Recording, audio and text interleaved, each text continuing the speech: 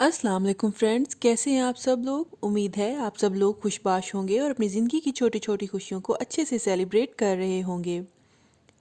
मैं डॉक्टर फातिमा गुल आज आपको केले के छिलके के फ़वाइद के मुतालिक बताऊंगी। पिछली वीडियो में हमने केले के फ़वाइद को डिस्कस किया था। आज मैं आपको ये बताऊंगी कि केले के छिलके केले से भी ज़्यादा मौसर होते हैं।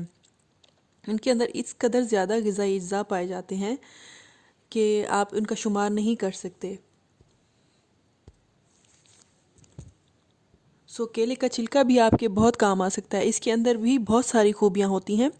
केले के छिलके की अंदर की साइड अगर आप मॉस्किटो बाइट पर रब करें तो आपको खुजली से आराम आएगा। अगर आप अपने दांत चमकदार चाहते हैं तो केले के छिलके की अंदर की साइड दांतों पर रब करें और कुछ देर के लिए उसे ऐसे ही रहने दें।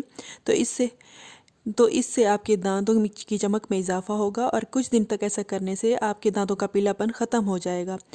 केले के अंदर के छिलके को अपने स्किन के ऊपर जो आपके वार्ड्स होते हैं उनके ऊपर लगाने से और काफ़ी देर तक उसको लगाए रहने से आपके वार्ड्स ख़त्म हो जाते हैं और फिर दोबारा नहीं होते। और अच्छे रिज़ल्ट्स के लिए आप हमेशा फ्रेश बनाना पील इस्तेमाल करें। केले के छिलके की अंदर वाली साइड से अगर आप अपनी लकड़ी के फर्नीचर को मलें, यानी उससे साफ़ करें, तो आपका फर्नीचर, उसके बाद आप इसे किसी साफ़ कपड़े से साफ़ कर लें तो आपका फर्नीचर भी चमक जाएगा। इसके अलावा इससे आप अपने लेदर बैग या लेदर शूज़ वगैरह को भी केले के छिलके के अंदर वाली साइड से साफ़ कर सकते हैं।